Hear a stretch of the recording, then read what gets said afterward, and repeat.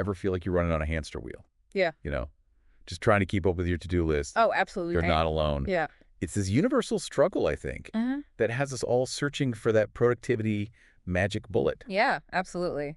And while there are no quick fixes, right, there are strategies that go beyond just checking off boxes. And today's deep dive is all about rewiring our approach to productivity. And it starts with, well, maybe a radical idea for some, Yeah. the 5 a.m. club. Okay, I know what you're thinking. 5 a.m. Are we serious?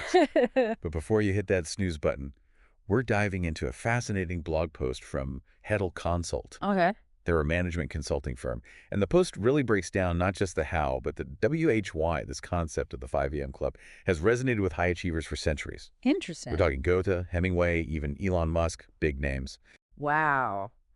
Yeah, what's fascinating to me right off the bat is the diversity of these 5 a.m. enthusiasts, right? It crosses professions, personalities.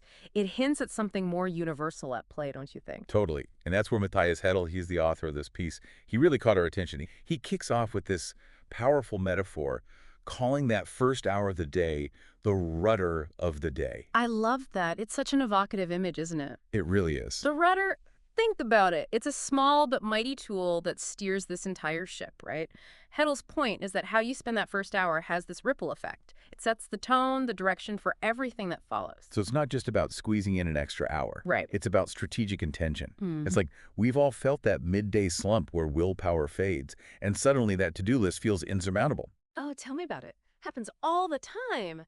Yeah, and what if, instead of battling that dwindling willpower, we could tap into it at its peak? That's the genius of the 5 a.m. club. You're essentially outsmarting your own brain's rhythm, right? By capitalizing on those early hours when you're naturally at your sharpest. And this isn't some motivational mumbo-jumbo.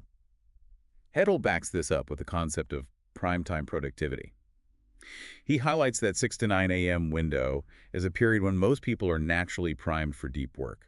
Distractions are minimal, your mind is clear after sleep, and you can achieve a level of focus that's nearly impossible later in the day. So we're not just trying to become morning people, right? It's about aligning ourselves with our brain's natural rhythms to maximize our output. But okay, let's address the elephant in the room. How do we actually make this 5 a.m. thing stick? Asking for a friend who may or may not have hit the snooze button one too many times this morning. Haha, I hear you. Old habits die hard. Yeah. But Heddle actually offers a very tangible framework for making this change. He talks about the 66-day rule. You familiar with this? The idea that it takes a little over 2 months to truly ingrain a new habit. 66 days. It's not about forcing yourself into some temporary routine. Sure. Right.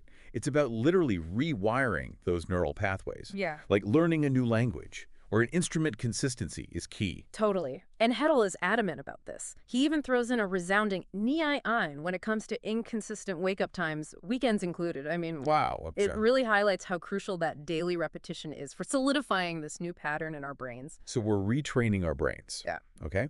But what about actually structuring those early morning hours? Uh-huh. Hedel dives into this with Robin Sharma's 20-20-20 rule. Have you heard of this? Yeah. It's this structured morning ritual designed to optimize those precious early hours. This is where it gets really interesting, right? Yeah. He breaks down the first 20 minutes as dedicated to fitness. And before you recoil in horror thinking about burpees at the break of dawn, Okay. Heddle assures us that even light exercise is incredibly impactful. He talks about how it releases those feel-good neurochemicals, dopamine, serotonin. He even compares it, and I love this analogy, to your Kripper Eigenen Red Bull, your body's own energy drink. It's so true. Even a quick walk around the block, some light stretching, or a yoga flow can make a world of difference. I find that just getting my body moving early sets this positive and energized tone for the rest of the day. Totally. Then we move into the next 20 minutes dedicated to planning. And this isn't just about jotting down appointments, it's about strategic decision-making.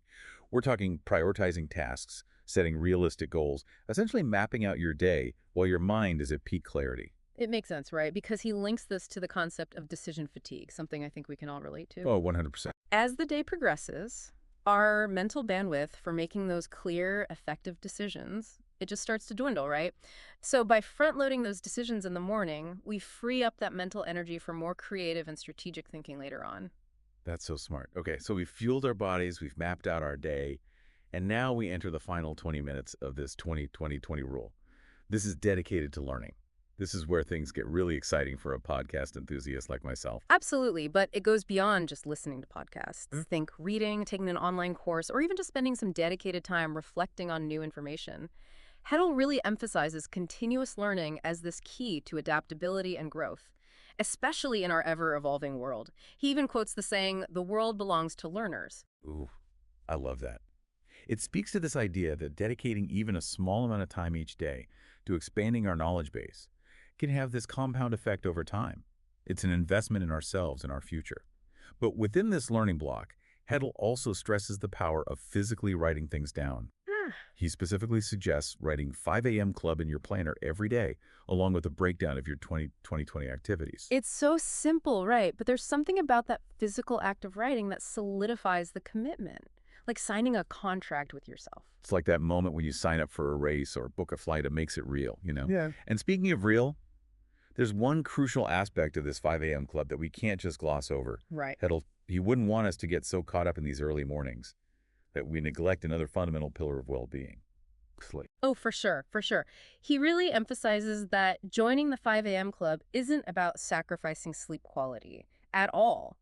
In fact, he argues that a consistent sleep schedule is even more crucial when you're waking up earlier. Yeah, it's like that saying, right? You can't pour from an empty cup. You can't expect to function at your best with this sleep deficit.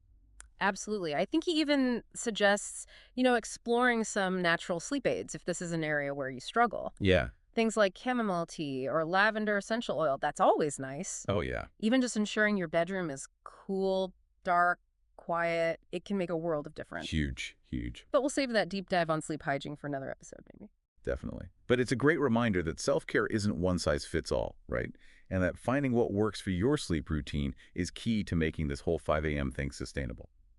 So we've covered the why, the how, all of that. But what about the so what?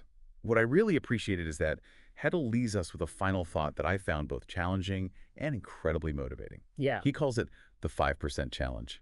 You've heard of this? Yeah, this really resonated with me too. He posits this idea that to achieve, the extraordinary results in life, Yeah. you have to be willing to do what only a small percentage of people are willing to do. It's so true. He even quotes this line, "To get the results that 5% of the population has, you have to have the courage to do what only 5% of the population does." Ooh, chills.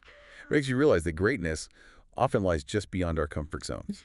And while the 5 a.m. club might seem like a small shift in our daily routine, HETTL's point is that those small shifts, when done consistently, can create these seismic shifts in our lives. I love that. It really is about challenging those limiting beliefs we might have about what we're truly capable of, right? So as you're reflecting on everything we talked about today, ask yourself, what potential might you unlock by embracing this 5 a.m. challenge? It's not just about conquering the morning. It's about conquering your day and ultimately designing a life that truly aligns with your goals, your aspirations, everything you want to achieve. I love that. This was fantastic. Such a good discussion. Thanks for having me. Absolutely. Until next time.